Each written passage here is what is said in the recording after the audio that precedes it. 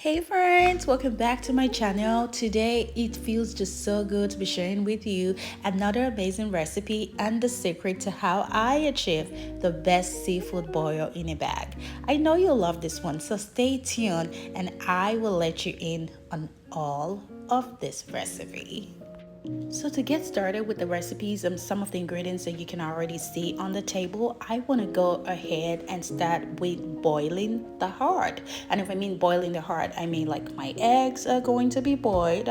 I'll set some water on the stove, after which I will go ahead and add some potatoes into the water to have them bring them to a boil, to a soft textured good boil where I would be able to later on use it for the recipe. While that's ongoing, let's go ahead and add some corn into that water in the pot, cover it up and let it boil together.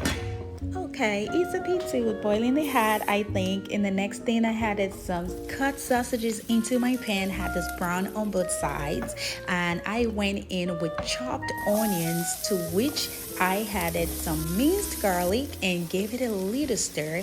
I added 2 half sticks butter to this, brought that to a boil with some chicken broth and a tablespoon of tomato paste.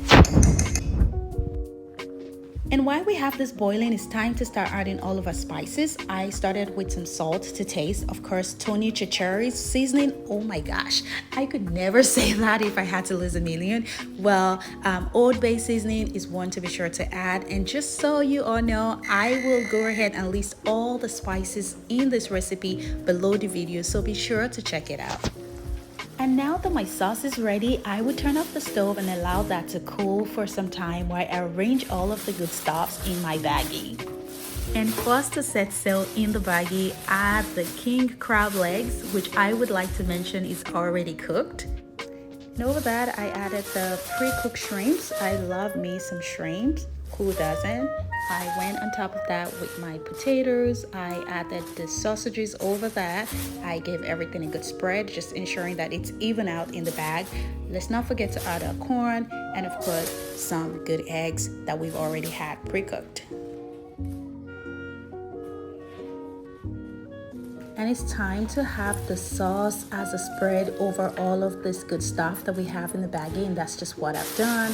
Next, I went ahead and tied up my bag, and of course I am going to mix this up gently in the bag to ensure that my sauce just evens out through the bag and it reaches all of the ingredients that I put in there.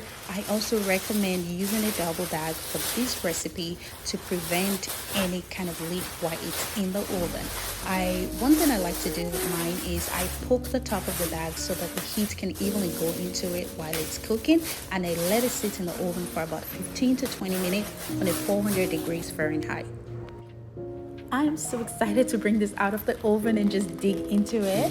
Oh my gosh, the aroma in this house right now is amazing. Everyone around me is so excited to dig into this, and so am I.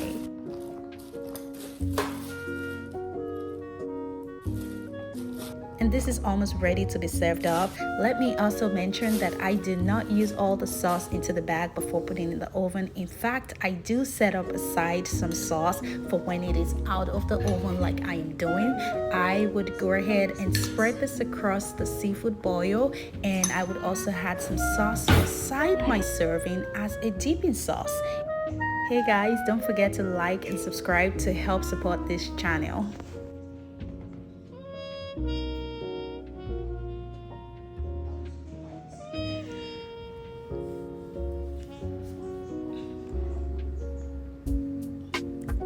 If you are not already following Love in the Kitchen on Instagram and on TikTok, this is a good time for you to start, as I am so excited to hear from you and I cannot wait to have you tag or share your pictures with me. Leave a comment below on how this went for you. I would be so happy to hear all about it. Bye lovers, and see you in my next video.